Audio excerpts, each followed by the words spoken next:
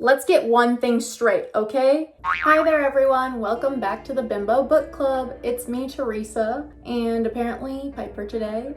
We are filming in my guest bedroom, so she gets a little better view today. In today's video, I wanted to talk about the top 10 reasons why you should be serial dating in your 20s. I would like to say thank you to my best friend Paige for coming up with this idea actually. If you don't know who Paige is, make sure you check out my Dallas City Pass video. She is in that video, so you can kind of get to know her a little bit better. Or you can follow her everywhere at New Day Same Page. I know this topic is a little controversial because some people really like serial dating, some people really don't like it, but I am a notorious serial dater, so I think I have good authority on this subject. And I'm going to share with you the top 10 reasons why I serial date and you should serial date in your 20s. Number one is the free food. I'm just kidding, kind of. Number two is the opportunity to try new things. You know, when you're going out with all different kinds of people, you get to try out new restaurants, new activities, and it really pushes you out of your comfort zone. Which leads me to number three, which is that if you're an introvert like me, it's just a good way to get out of the house. I'm much better at one-on-one interactions than I am in large groups with people that I don't really know. So dating actually makes up a pretty large portion of my social life, I would say, outside of hanging out with Paige. And also, it's just a good excuse for me to get all dressed up and go out. As much as I love getting dressed up to sit in my room and talk to y'all or post pictures on Twitter or Instagram, I do like to get out of the house sometimes. And like I said, it's just a lot less pressure for me to go out and hang out with somebody one-on-one, and it's easier to do that in a dating type situation. And number four, you get to meet some really interesting people. You get to have these conversations and pick people's minds in an intimate setting that you might not be able to in regular social situations. I just find listening to people's stories to be very intriguing and just getting a new perspective on life and getting to learn more about how other people see the world. I just find it fascinating. Especially if you're going out with people that you respect. Sometimes it might not lead to a long-term relationship, but I've met some really cool friends and mentors through dating. I know that sounds weird, but one of my friends, I matched with him on Tinder actually last year, and now he helps me out a lot with my social media strategy because that's his job. Number five is we're young. There's no need for us to get attached. I don't know how old you are, but I'm 23, and I know that I'm not really looking for anything serious right now. Make sure you check out my video about why you should be dating older men in your 20s. I'll make sure to link it above, and thank you guys so much. It actually just hit 1,000 views, and I was really excited about that. I know it's not much, but I've only been doing this for, 4 months now. I have just shy of 30 videos up, and this is a big milestone for me. So thank you guys so much for checking that video out. But what I mentioned in that video is that I like dating older men because a lot of times they're not looking for something super serious, and neither am I. If you've watched some of my other videos, you know that I'm really into astrology, and I'm not willing to get married before my Saturn return. You can make sure to go look that up, figure out what that is, but it basically is when you become like your full self. It's when you mature astrologically. And it happens around the time you're 28. So for me, I'm not willing to get married until I'm like 28 to 30. So I know that I don't want to start dating seriously until I'm around 25. That's not to say that I wouldn't get into a serious relationship. It just relieves a lot of pressure from me to know more of like the timeline of when I want to reach these milestones in my life. Any person you listen to about setting goals, they say that you have to put it on a timeline, which isn't to say that you have to follow it exactly, but I found it to be very freeing to know that I'm not in a rush to get into anything serious. like I said, I'm only 23, and if I don't want to get married until I'm 28 to 30, then I don't really see myself getting into a long-term committed relationship until I'm like 25. So that gives me 2 years before I feel as if I really need to like buckle down and try to find somebody, which I don't really believe in searching for love anyway, but I think there's definitely a difference between the intentions of how I date now versus how I'll be dating in the future when I'm actually looking for a life partner. And speaking of getting attached, number 6 is that if you do get attached to somebody, you have a distraction. I know that sounds bad, but hear me out, okay? If you're going out with somebody and you really, really like them and it seems as if they're not matching your energy, there's no reason for you to sit and cry about it. Just go out with somebody else, because one of 2 things is gonna happen. Either one, they're going to decide that they do want a relationship with you, and especially when you're not putting that pressure on them to get into a serious relationship with you, that might give them the space to come to their own conclusion that they're ready to be in a relationship with you. Or on the other hand, you might be going out with somebody else who does want a serious relationship with you, and either you like them just as much, if not more. There are only 3 ways that a relationship can end. 1 is that you live happily ever after. 2 is that you break up. And the 3rd one is kind of morbid, so I'm not going to say that here. But when you look at it like that, you come to the realization that you don't have the time to waste on somebody that doesn't fully like and care about you. I've talked to my therapist before, and I told her that I didn't think that this guy liked me, that I really, really liked. And she said, I don't think it's that he doesn't like you. I think it's just the way that he likes you isn't the same way that you like him, which is true. So what do you do in that situation? You go out with somebody else and hope that they like you in the way that you like them.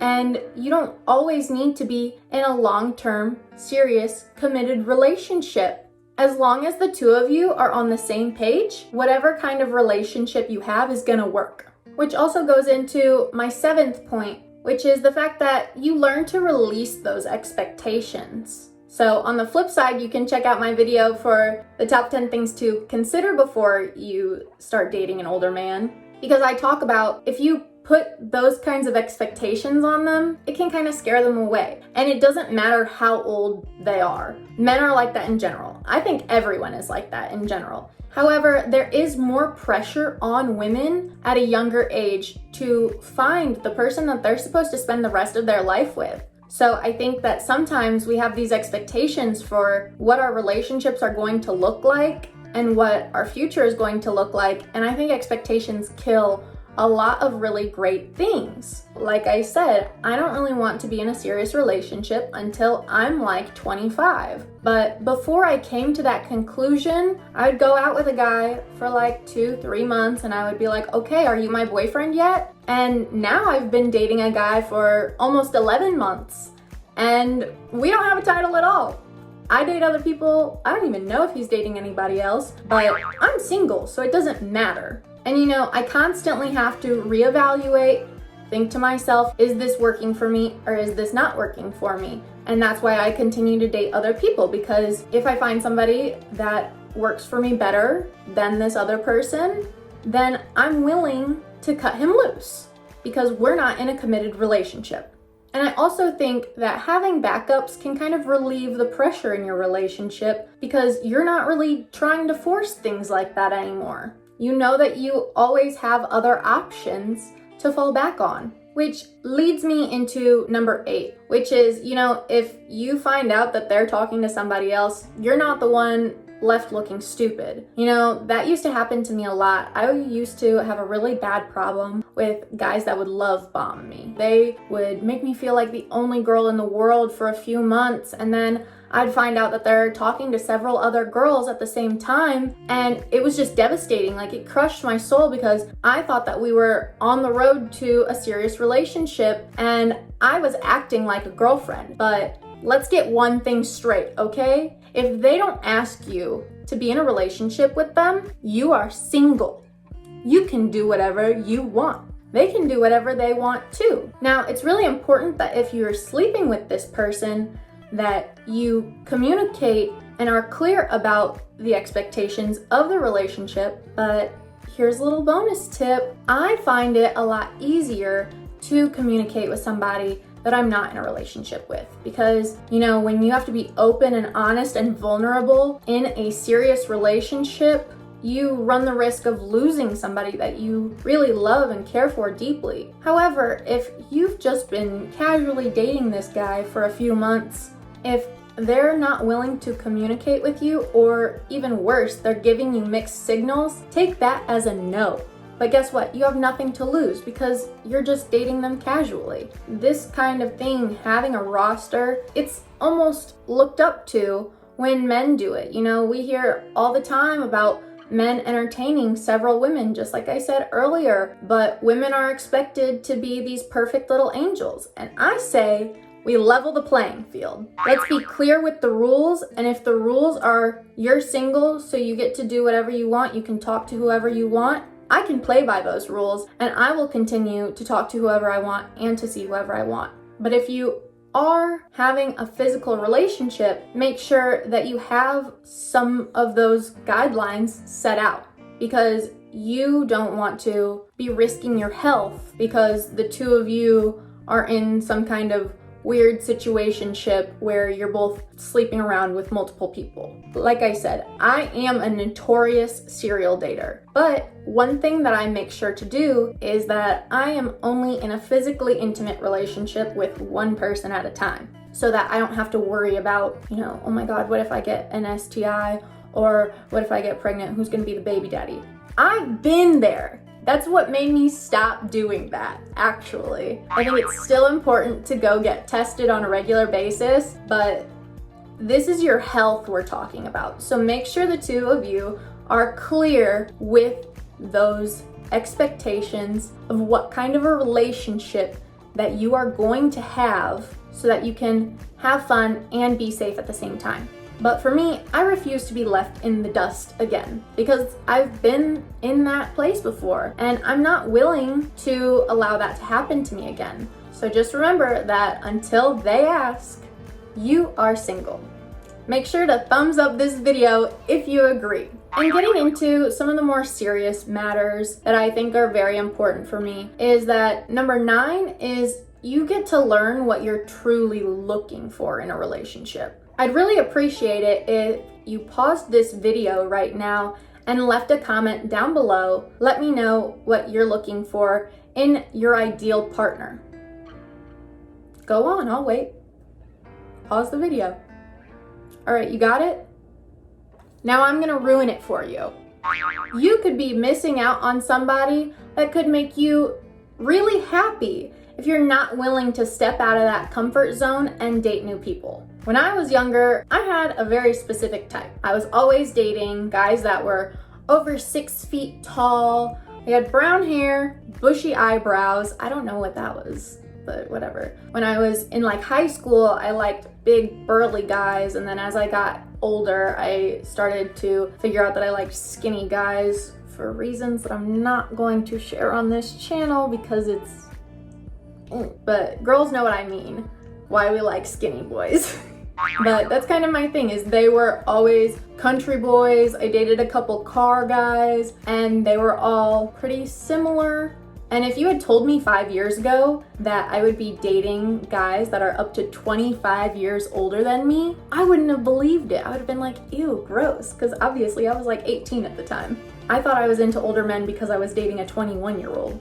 But as I've gotten older, those guys kind of bore me now, actually. I moved out to the country recently and I thought that it was gonna be like heaven for me until I realized that these guys aren't my type anymore. I've been driving back into town, once a week to go on dates with people. It basically takes up a full day of my time because I have to get all made up, which usually takes me an hour and a half to 2 hours. And then I drive for like 2 hours, and then we hang out for however many hours. And then I drive home, which is another 2 hours. That's like a 10 to 12 hour day of me just going on dates. Because I found that as I've gotten older, I find men in the city a lot more interesting. I like older, successful businessmen that live in the city and treat me well, you know? And I can't say the same for when I was 18 years old. But my point is that if I had continued to date my type, I wouldn't have had any of these experiences. I've gone on dates with people who make lots of money, are really smart, are really creative, are really fun. And if I had just continued to date guys because they were my type and not branched out because I was just going out for fun, I think that I would have missed out on a lot of the incredible experiences that I've had in my 20s. Which leads me to number 10. Maybe I should have numbered these opposite, but I don't care. You know, this is just a list, it's not a countdown. But in this case, number 10 is the most important because it helps you find yourself. Throughout all of the other items that I've listed, you'll learn how to be more independent, you'll get to try new things with interesting people, and you'll get to know yourself and what you really want, not only in a relationship, but also in your life. I've gone out with a few people who I found very inspirational. You know, they did a lot of things that I was like, oh, I want to do that, but I could never date you. But I would have never been exposed to those things had I never met this one specific person. And you know, maybe I only went on 1 or 2 dates with them, but just getting to talk to them and, like I said, learning their perspective made me reevaluate some of the beliefs that I had in my own mind. So I'm really thankful for all of these lessons that I've learned as a notorious serial dater.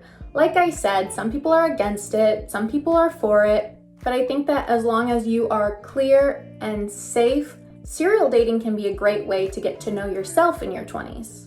Because your 20s is all about getting to know yourself and getting a clear vision for what you want in the future.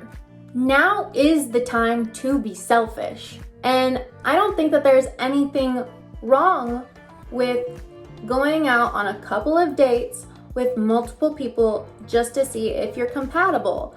As long as you're not actively trying to, you know, play with their emotions or anything, you know? Just like I said, you need to be clear and communicate what's going on. Maybe not during those first couple of dates where it might scare them off, but like I said, until they ask you to be in a relationship, you're single. So you don't really owe them an explanation. You don't need to tell them, oh, well, I'm going out with Sam on Thursday, and I'm going out with Derek on Saturday, and I'm going out with Mitchell on Tuesday. Like, you don't need to give them all the gory details. As long as you're both clear about your intentions and your expectations for where this relationship is headed, I think it's very important to just continue to reassess where you're at. You know, so many couples just end up together and they don't really know how it happened. So I think it's really important to start very early on communicating like what's going on. Like I said, maybe not the first date or 2, you need to be telling the person you're going out with that you're also seeing other people. But once you've gone out, you know, maybe 2 or 3 months and you're thinking about getting into a more physical, intimate relationship, then you can kind of backpedal and have a conversation about where both of your mindsets are when it comes to where you're at in this relationship, because there's nothing worse than not knowing. And like I said, sometimes it's easier to have those kinds of conversations with people that you're not in a serious relationship with. So make sure you give this video a thumbs up, leave a comment down below, and click the red subscribe button and the notification bell so that you're notified every time I upload new videos. And I'll see you in the next one.